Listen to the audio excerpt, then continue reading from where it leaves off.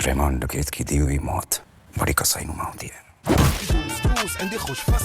যদি আমি বলি অক্ষয় খান্নার এই সিনটা ভাইরাল হওয়া শুধু একটা কাকতালীয় ঘটনা নয়, বরং এর পিছনে লুকিয়ে আছে তিনটে ডার্ক সাইকোলজিক্যাল ট্রিক, যেগুলো ৫০ বছরের বুড়ো টাকওয়ালা অভিনেতাকে ব্যাটম্যানের চেয়ে আরও শক্তিশালী করে তুলেছে। আর যদি তুমি ভুল করে এই তিনটে সাইকোলজিক্যাল ট্রিক ফলো করে ফেলো, তাহলে তুমি রেসপেক্ট ডিমান্ড করবে না, বরং কমান্ড করবে।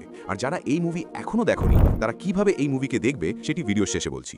ভিডিওর ভেতরে চলে যাওয়ার আগে চ্যানেলটি সাবস্ক্রাইব করে ফেলো। এই টেকনিককে ব্যাট বলে, আর এই সিনের সবচেয়ে গুরুত্বপূর্ণ হলো বি, যার মানে বি ফর বডি ল্যাঙ্গুয়েজ। তোমরা মুভিতে অক্ষয় খান্নার এন্ট্রি দেখো, তার ওয়াকিং স্টাইল কেমন, স্লো এবং কাম। তার বসার পোস্টার স্লো এবং কন্ট্রোলড। এখানে একটা ডার্ক সাইকোলজি কাজ করে।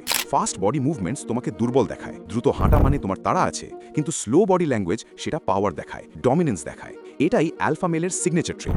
সিংহ কখনো দৌড়ায় না, সে স্লো মুভ করে, কারণ সে জানে জঙ্গল তার। দ্বিতীয় হলো এ মানে অডিও। আরও স্পষ্ট করে বললে অ্যাবসেন্স অফ অডিও। ধুরান্ধর মুভিতে সেই পুরো সিনে অক্ষয় খান্না কি বলেছিল? প্রায় কিছুই না। সে লোকদের রিপ্লাই দিয়েছে তার হ্যান্ড জেস্টার দিয়ে, ফেশিয়াল এক্সপ্রেশন দিয়ে, চোখ দিয়ে। এখানে একটা ডার্ক সাইকোলজিক্যাল ট্রুথ আছে, সাইলেন্স ইজ ইকুয়াল টু পাওয়ার। যে যত কম কথা বলে, মানুষ তার কথাকে তত বেশি ভ্যালু দেয়, তাকে তত বেশি পাওয়ারফুল মনে করে। চিন্তা করো, যে সারাক্ষণ কথা বলে তাকে কি কেউ সিরিয়াসলি নেয়? না। মানুষ ভাবে সে ডেসপারেট, অ্যাটেনশন চাইছে। কিন্তু যে চুপ থাকে সে মিস্ট্রি ক্রিয়েট করে। মানুষ ভাবতে থাকে সে কি ভাবছে, তার পরবর্তী মুভ কি হবে। গডফাদার মুভিতে ডন ভিটো কর্লিওনে খেয়াল করো, সে কত কম কথা বলে, কিন্তু যখন বলে সবাই স্তব্ধ হয়ে শোনে। তুমিও এই ট্রিক ইউজ করো।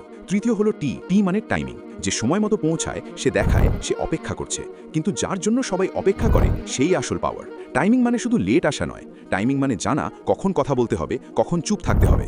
ধরো কেউ তোমাকে কিছু জিজ্ঞেস করলো, সাথে সাথে উত্তর দিও না, 2 সেকেন্ড পজ নাও, তারপর জবাব দাও। এই 2 সেকেন্ডের পজ দেখায় তুমি প্যানিক করছো না, তুমি কন্ট্রোলে আছো। তোমার জবাব চিন্তা করা এবং ক্যালকুলেটেড। এবং এবার আসি সবচেয়ে আন্ডাররেটেড কিন্তু সবচেয়ে ইম্প্যাক্টফুল পয়েন্টে, ডি মানে ড্রেসিং স্টাইল। ধুরন্ধর মুভিতে অক্ষয় খান্নার ড্রেসিং খেয়াল করেছো?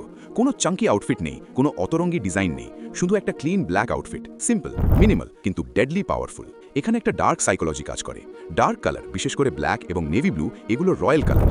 এই কালারগুলো তোমাকে রিচ দেখায় এবং সবচেয়ে গুরুত্বপূর্ণ ডমিনেন্ট দেখায়। কেন? কারণ dark colour visual weight create করে, এটা তোমার প্রেজেন্সকে হেভি করে তোলে। এখন জানাই কিভাবে সিনেমাটি দেখবে। তোমার যদি ওয়াইফাই থাকে তাহলে এফটিপি সার্ভার থেকে দেখতে পারবে। তোমার এফটিপি সার্ভার জানা না থাকলে তোমার আইএসপির সাথে যোগাযোগ করতে পারো। ভিডিওটি ভালো লেগে থাকলে লাইক করো, শেয়ার করো এবং চ্যানেল সাবস্ক্রাইব করতে ভুলো না।